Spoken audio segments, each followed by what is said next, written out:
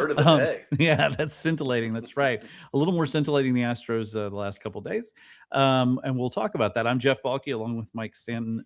Mike, how are you doing today? I know you and Doing I've had well. some, we've had some busy days the past couple days, both of Doing us. better than the Astros, at least in Oh, Colorado. Jesus.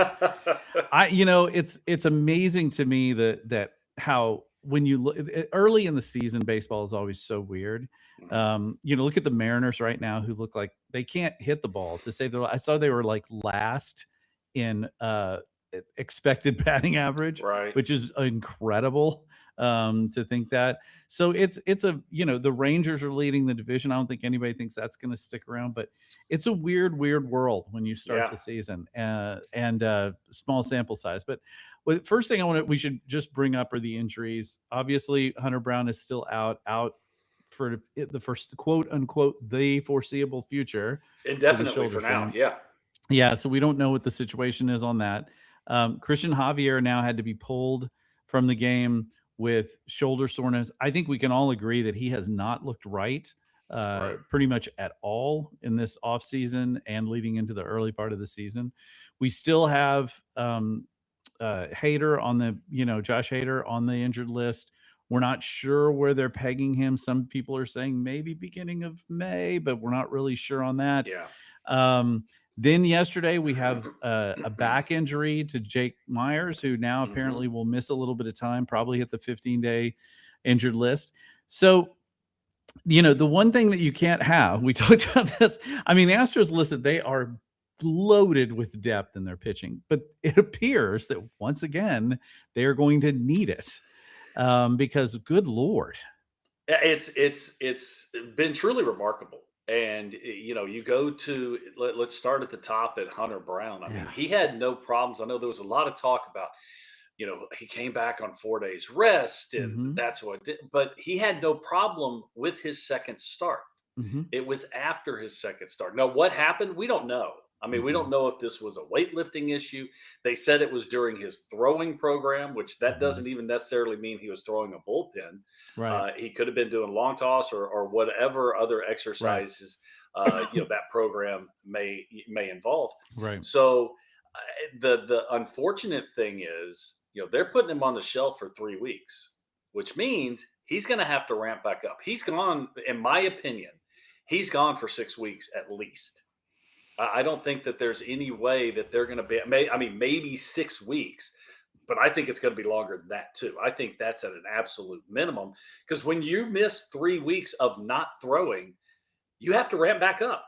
Right. You have to. It's not a matter of okay, well, he can just get right back on the mound and start throwing gas again. No, that's not how it works. You have to start building back up again, and that's a big issue. Huge question on how they ran game one of the Colorado series. Having Bolton start, who was a reliever, had never started, and having Ryan Weiss, who never relieved prior to this year, come in with runners on. That made no sense whatsoever. It was weird. I'm not sure who's making those calls. Espada, he's the one that has to wear it. But we also know that these are not decisions that are made by one person. Right. This is Well, organizational stuff. well, I think what happened in that instance, I do know that in terms of obviously there is some thought of like, why didn't they start Weiss and that? Yeah. I do think Since you did sign him as a starter. right. I do think the reason they had to pitch Gordon is because I think the other players they wanted to bring up and pitch had all just pitched. Right, there were a couple of guys that were only on 2 days rest. I think Right. both Arrighetti and Jason Alexander had Sure. just pitched, so neither one of those guys can come up and take that spot. But Ryan Weiss, I guess the argument would be he's been in the bullpen. We like him as a long reliever. Let's keep him there. But that doesn't make any sense either. Well, It's just a even weird just the choice. situation of how they did it. He has Right. never come on. He's never come into a game with inherited runners. Yeah. That is a different job than just coming in the game as a reliever. Yeah. As a long reliever, you come in the game usually on a clean inning. What usually has been done in the past, including by this very Mhm. same coaching staff, is if you're going to do that, you at least bring in a regular short reliever to Right. get you out of trouble. Then you bring Weiss in, and so in my opinion, that was a weird weird Yeah. situation that kind of got screwed up. I don't know if the game got too fast, Yeah. but that wouldn't make any sense either because you're not talking about a whole bunch of guys that are in their, their first years Well, he's pitching as out of the stretch immediately, which has got to be weird. yeah. What is that like as a pitcher coming in and coming in with a clean inning versus coming in and you have to bear down right away? Well, I mean, you have a chance, and you have to remember what has Ryan been doing over the last several years. He's been a starting pitcher, which means, you know, the mound isn't screwed up. He's, he can get his footholds. Interesting. He can work himself into trouble instead of just coming in because, a lot of people, back in the day, relievers were failed starters. Well, I mean, there's an argument now that bullpens are more important than starting rotations are now. And coming in with runners on base, it was an inherited runner stat. That was one of the things that I really tried to pride myself in, was getting somebody else out of trouble. Right. And it's not something that you just, I mean, every once in a while you run into somebody that's just a natural at it. But the number one thing you have to do is you have to be able to throw strikes and make quality pitches when seemingly you're not completely loose, Yeah. especially as a starting pitcher. So that was one. The Christian Javier thing, you're right. He has not thrown the ball the way anyone expected him to, even though he was in the rotation coming out of spring training. You still looked at it and you go, yeah, that you don't see the life, you don't see the action. And, he has to come out of the game. And now you're in real trouble. Blue ball comes in and, he has a tough inning, gives up, I think, 5. Yeah. Best thing about the Colorado series is that it's over. They're not in Colorado anymore. Right. They have an off day today to lick their wounds. Exactly. And then have a 4-game set against Seattle in Seattle, which isn't necessarily a bad thing for this team because they've always played pretty well in Seattle. Yeah, they have. That's very true. It's funny you mentioned that too about Weiss. I think part of what the calculus on Gordon Weiss too is I don't think they had that many relievers available that day. Like there were a bunch of guys that had thrown a bunch of. Well, I think that's part of the pitches. reasons It's like so weird. why Ryan had to how Weiss had to wear it. Yeah. Look at this. They just didn't have anybody else to come in, which is Yeah. crazy when you're talking about 10, 11 games into the season. It's unbelievable. And since we're talking about that, again, small sample size, but let's I want to take a quick glance at a few stats from pitching right now. Just pulling up Baseball Reference and taking a look. Like Hunter Brown has the best ERA on the team. He's on the injured list. So we're going to just set him aside. The guys who are pitching well, like really well out of the bullpen, Brian King continues to be very good. He's got a 1.69 ERA. His whip is 1.125, which is solid, not spectacular. He's allowing 6.8 hits per 9 innings. He's got 8 strikeouts and only 2 walks. So Brian King, solid relief. Doing okay. Yeah, doing fine. Well. He's doing well. Yeah. Kaiwei Tang, who's been kind of really helpful for the Astros with a 2.35 ERA.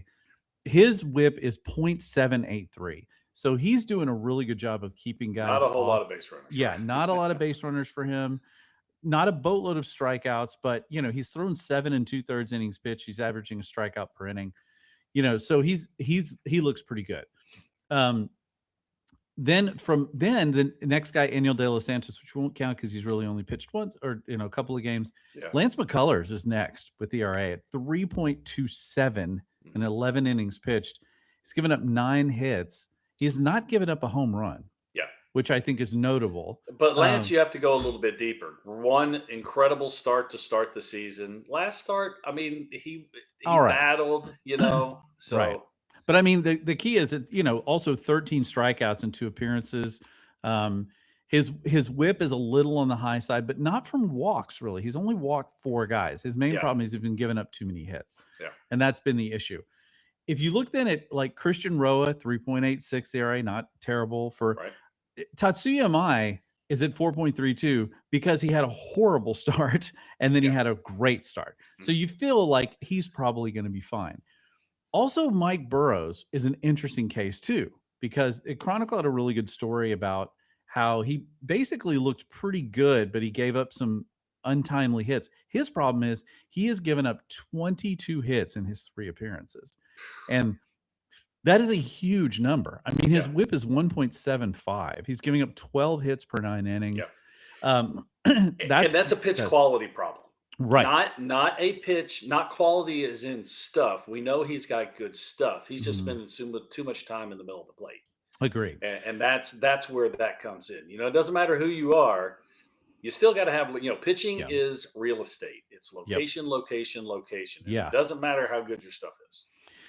The big problems that the Astros have really had have come from I mean, Ryan Weiss had a struggle the other day, which is unfortunate. He was pretty good otherwise, Right. but it's really been it's been Christian Javier who's been terrible, Roddery Munoz who's now just been outrighted and is essentially is gone from the team, and then Brian Abreu Hmm. who has just a 19.64 ERA with a 3.273 whip. I mean, and Five that is straight appearances, right? Of giving up yes. runs. Five straight And by the appearances. way, a lot of that are just walks. He's walked 7 guys, right? And he's given up 5 hits and 7 walks in 3 2/3 innings. I I mean, had it's a I had a conversation yesterday with a friend of mine that's a former major league player, Mhm, and we were talking about how Abreu pitches most of the time, mhm. which is he doesn't really trust his stuff in the zone. You know, I equated him back to in the day to Brad Lidge. That's a Brad really Lidge interesting had comparison. great stuff and a devastating slider. But Brad Lidge didn't really throw strikes. He was always, slider in the dirt, slider in the dirt, slider in the dirt, trying to harp on Yeah. the hitter's aggressiveness. And I think I see the same thing from Abreu. I don't ever see him just, strike one, go at them. If they're going to hit it, let them hit it. Right. It always seems like he's looking for the swing and miss. And hey, when the hitters are aggressive, hey, that's a great philosophy, Mhm. because if they're letting it fly, yeah, why put the ball in the zone? But at some point, you got to be able to throw strikes. Right. And it just seems like to me, this was, the big epiphany that Lance McCullers Jr. had this offseason. Do you know what you remember what it was? Yeah, go ahead and tell people out Throw there. strikes. Yeah, That's what exactly. it was. That We was the talked big about that. epiphany Throw strikes. was those It's a strikes, especially well, early in the count. what's so weird is that is absolutely has been the Astros philosophy for years now. Yeah. I mean, for years the Well, Astros especially have now, treated it's always been with the breaking ball. right, But Abreu doesn't really throw the breaking ball for a strike. It's a right. strike out pitch, which means that leaves one pitch for the strike, and that's the fastball. If you're not commanding it, And I know I'm kind of contradicting myself because I said location, location, location. Right. But it's not black or white. It's not one or the other. It's a Mhm. combination of both.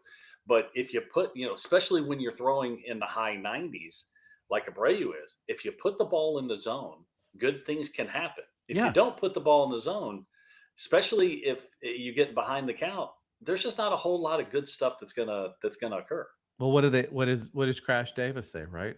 Like, get a few ground balls. It's more democratic. That's right. Right? It's That's right. like What it's is like it? that's a Strikeouts are fascists or something? strikeouts are fascist. That's right. That's exactly right. I feel like you're onto something with Brian Abreu, especially because listen, the Astros have said for years now, going back to their former pitching coach and now their current pitching coaches, it's like put the ball in the zone.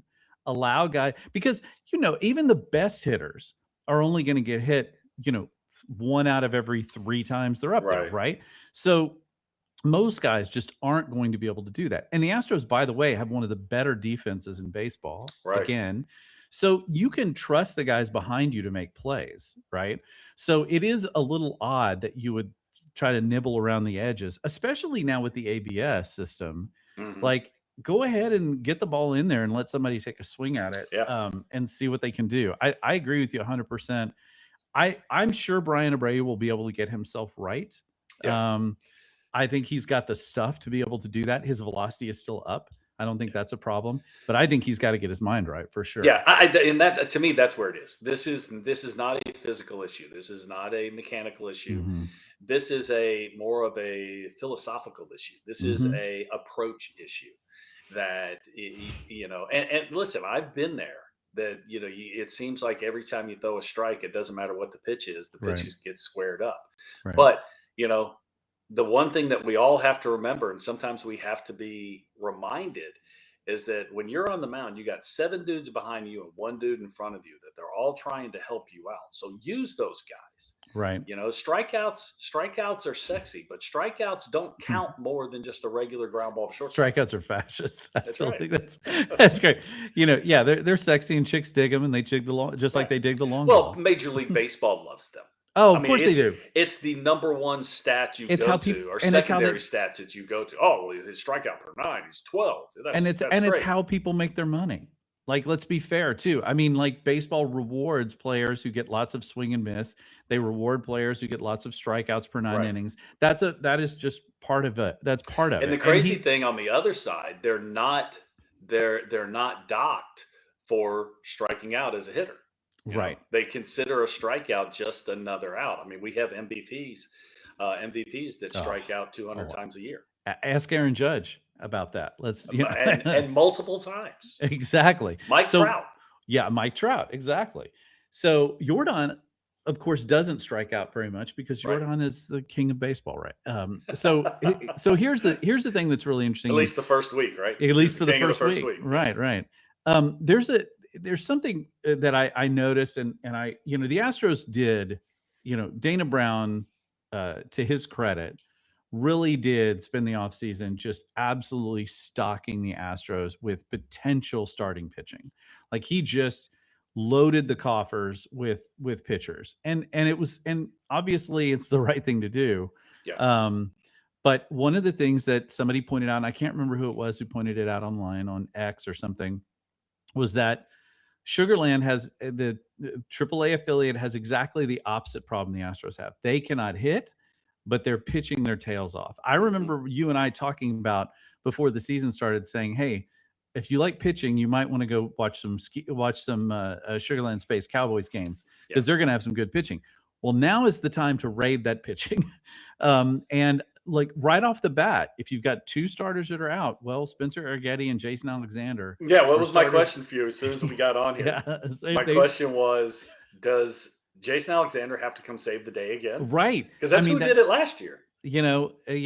George is getting angry, and so over this terrible pitching. So Right. call up Jason Alexander, get Seinfeld up here already, get George Costanza up here already to get. And I mean, the thing is that at least they have them. I don't know if it's going to fix anything. I don't know Right. if it's going to make them any better. Right? Who can say? I will say that they have played in a couple of ballparks where hitting is at a premium, and both in Sacramento and in Colorado. So maybe getting into some more pitcher friendly ballparks will help Right. at least calm things down a little. But at least they have those guys they can go to. Now, how many more can they lose? Is really I saw in the Athletic, they said the Astros pitchers are dropping like flies again. I'm like, Yeah. it's true. You remember, what was it, two years ago that they lost 60% in like 2 days? In 3 days, they lost, like 60%. yes, They lost 3 starters. They three lost 60, starters out of 60% of their rotation. Heck, they've lost 2 now. They've lost 40% in one series. So in one series. I mean, that's why you build the depth. That's why Dana Brown did what he did in the offseason. They have options, but this is a situation that you need to make the right decisions now. You need to tread water. You need to, even though, the crazy thing is going into Colorado, even though they didn't play great in Oakland, I think at that time they were still in first place. They were still at the top of the division. So it's not like they've it's the AL completely, West, man. Yeah, it is. It's not like they've completely fallen off the map, but they got to figure out somehow to stop the giant snowball from rolling down the hill. Yeah, that's absolutely right. One thing let's say there's a little positive news about the Astros. Okay. Never mind the fact that the record We need some positive. We do. We need some after multiple losses to Oakland Sacramento and just Colorado. The A's. They're just the A's. Exactly. Here's an interesting sort of thing for me is that we talked about the Astros have hit really well already this year, but something else that they have done exceptionally well, and it's something that is a throwback to Astros of 2019, 2021. I won't count the COVID year. They are they don't strike out. They didn't really strike out a bunch last year either. Hmm. They are walking a lot. They are getting a lot of people on base. And that bodes well for how they go this season Sure. because that will pay off eventually. Even if they had a couple of rough outings, in Colorado in terms of scoring the ball, overall, I don't think they're going to have any problems scoring runs this year. And Yeah. so, assume again, small sample size, we can all quantify it. But I do think when you look at their at bats, Jose Altuve's at bats are just different this year, in Yeah. terms of the way he approaches the game. Christian Walker is batting differently this year.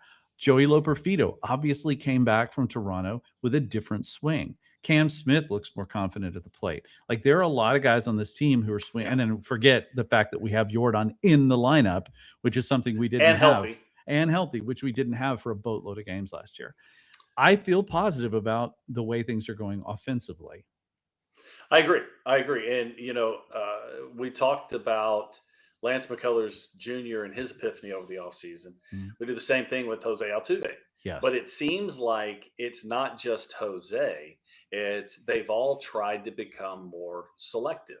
And, Yes. Jose, the problem, we've seen this from Jose in the past, that, okay, I'm going to take more pitches. And he ended up becoming just passive and ends up Yeah. taking Not this fastballs year. down the strike, down the middle, and he never looked comfortable with it. He never Mm-mm. looked like it was forced.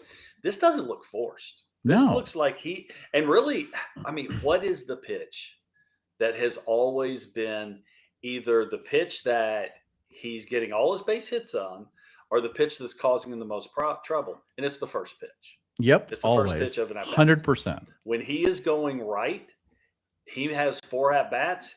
He may only see 5 pitches, but he may get 3 hits. Right. But when things are going bad, he's going to see the same number of pitches, and he's hacking at everything. And the Yep. pitches aren't anywhere he can do anything with. So he's just gotten more selective, but he just looks more comfortable in his skin doing this than we've ever seen him before. So maybe this is something that can actually stick. And the crazy thing is, as great as he has been, he could be better. Oh, I that's mean, he there's could no be. doubt. That's the scary thing. There's no doubt. If you're an American League pitcher, Yeah, and I think when you look at it, everybody is the Astros are doing. I don't know where they are ranked. They've got to be way up there in team walks at this point.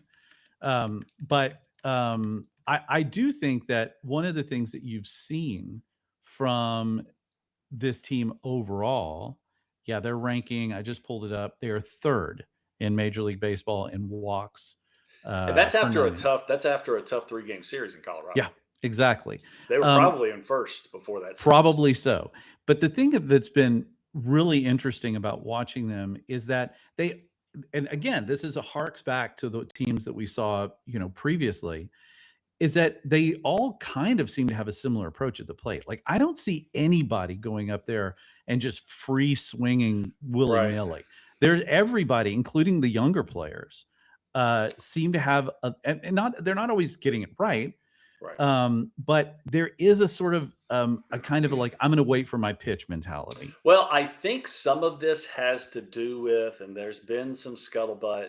Now that we've got a small I know sample where you're size, but a going. sample size with ABS, Yes, that I the was just going strike to say. zone has shrunk. Yeah, Now, does that have something to do with Abreu's walk? I don't think so. no. But I think that the strike zone, and I think you've been through what 4 series now or something Hmm. like that. I think the guys are realizing that I don't have to offer it those pitches that are right on the corner. They may be a Yep. strike, they may not be a strike, but it seems like the strike zone has diminished just a little bit. Um, Umpires have taken a bath, that's for sure. Some But of them have, but I think also we some of them have come out smelling like roses. There are yeah, some guys that yeah. are doing great. Yeah, so we'll have to. The sample size needs to be bigger, okay? But been pretty remarkable the difference that the game it's already made Oh in yeah. just the first few couple weeks of the season. And I'm glad you brought that up because I think there's been some, one of the things that there's been some stories written about is how the ABS system is sort of changing perspective on officials in a couple of interesting ways. Mhm. One, we are starting to see the guys who don't call great games much more easily Yeah. than we have in the past. But secondly, I think a lot of people are starting to understand how difficult it is to actually call balls and strikes. I Yeah. mean, when you're looking at some of these pitches that get, that they get called a ball and it's a strike, but it's a strike by like a millimeter or something like that, Right. just tiny, tiny little Yeah. slivers. You start to appreciate how difficult it is to actually make those calls when they're borderline. And not just for the umpires, but also for the hitters Yes, and the catchers, 100%. and that actually are making these challenges. And you know, I think the general idea of the ABS system was to get the calls right, but Hmm. I always thought it was more for the egregious call. The ball Hmm. right down the middle called a ball. Right, Or the ball 2.5 inches off the plate right, called a strike. right. But we knew it was going to be, because I remember you go all the way back to the Questec system, which was, I think, early 2000s. Hmm. Um, and we weren't using it for anything other than privately trying to get some accountability for the umpires. Right, But it wasn't public. This was done in house, Major League right. Baseball, even just the umpires. And they had what they called what did they call it? The acceptable zone, I think is what they Oh, called got it. it. Yeah. And there were 2 inches on each side of the plate that if the ball was in there and it was called one way or another, it was acceptable. Um, well, we don't have that now. No, now it's And like, and now it's, mm-mm. there was one, it was one of the Astros games. It was when they were home. Mhm. It was a turn that was overcalled, but it was a pitch that was off the corner by a third of an inch. I mean, a third of an inch. A third. That and if we have that kind of technology, because some of the umpires are also questioning how accurate the Yeah. system Well, is. of course they would. Well, the one thing that it's a 2D 3 system, not a Not 3D 3D. system, Right. and that's something. The plate is 17 inches wide, and I can't remember, what is it, 17 inches, maybe not quite that far to the point of the plate. Right. But the plate is a three-dimensional unit. Right. The cylinder that comes up above the Like, does plate. it clip the plate But they don't. somewhere That's along? not how it is. It's a 2D system Right. with like a pane of glass that sits right in the middle of the plate, Right. the depth So of what the if it plate. clips the plate in front or in back or, you It know can actually do that, right. especially when you're, with sweepers and balls Mhm. with a lot of lateral movement. Is it a perfect system? It is No. not. Does it?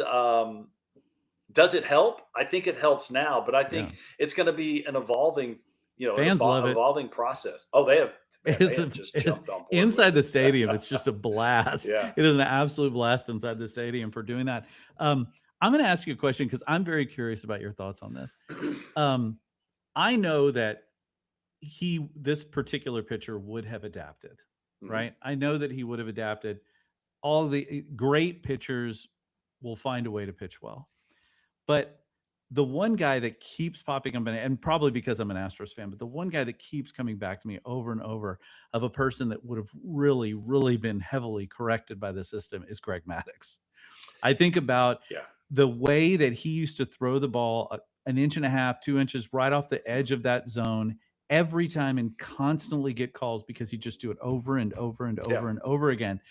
And I just keep thinking, man, what if some of those pitches had to be pulled closer into the zone? Would Well, he he have would have put gotten? him. He would have put him in the zone because Yeah, Maddox had that kind he's of command. unbelievable Because command. I think in the same breath, you can say Tom Glavine.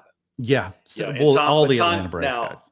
well, those two guys in particular. Hmm. Now, the difference between the two, they're both Hall of Famers. Right. One's one of the best pitchers we've ever seen. The other Yeah. one is a Hall of Famer. So Right. one of the best pitchers we've ever seen. But Tom Glavine was a one side of the plate pitcher. Right. He was an arm side away from a Right. right-hander pitcher. Okay. Maddox had both sides of the plate. Yeah. What Maddox was Maddox genius. also had, Maddox had ridiculous movement with command. Yeah. And I think that when you had Eric Gregg behind home plate and you knew you were getting 3 inches off the plate, heck yeah, Mhm. there's going to be sometimes I'm going to go 5, and I may get that call. Um, so but we had scouting reports on umpires just like we had scouting reports on pitchers or on hitters. Right. And the guy I always go to, who was a very good umpire and he was Mhm. very consistent. And that's what you're looking for more than Yeah. anything else. Was John Hirschbeck. Oh, yeah. John Hirschbeck, he was going to give you the pitch off the plate away. I knew it. The hitter knew it. The catcher knew it.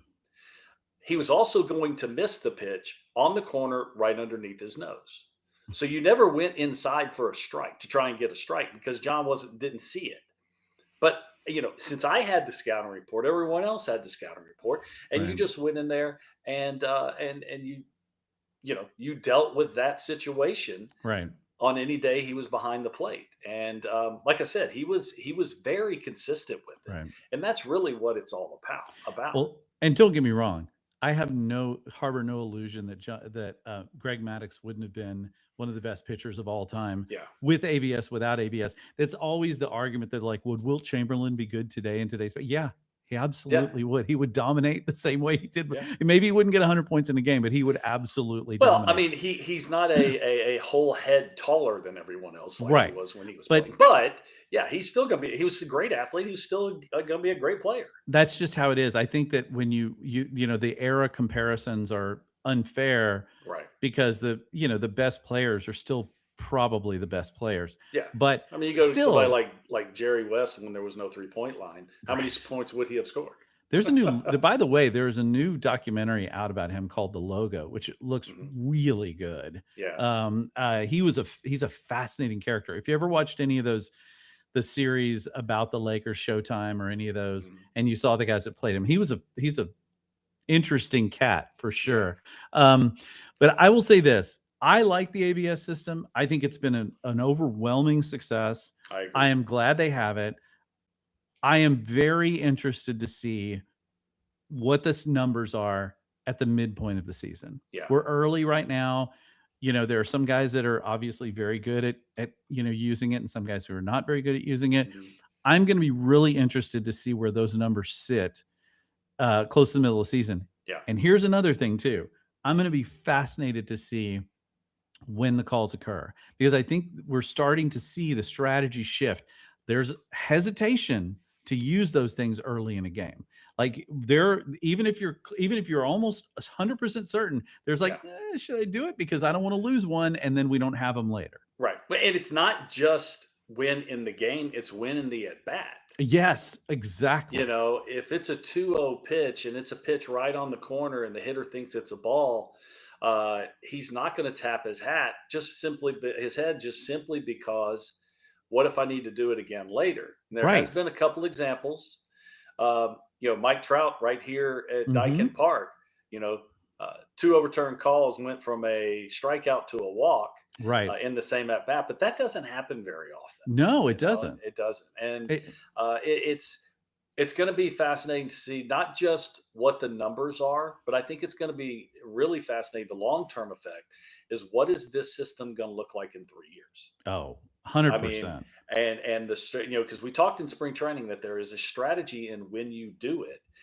I don't know if we've seen much of a strategy Not, yet, not yet. just because it's so new and people are willy nilly, and their yeah. emotions still get the best of them. You could see there's been a I couple. mean, who was the first Astro was the Rule 5 guy? Oh yeah, Roddery Munoz, right? So like Yeah. there's this a moment where they're like freaking out, slapping their head. I'm like, Right. no, not now, not now. What are you doing? It's Right. like there. I Yeah. still think people So have you not. almost have to just take you have to try, and this is and to tell you the truth, this is the whole sport, period. Oh, You for got to try and sure. take the emotion out of it. Well, I watch it.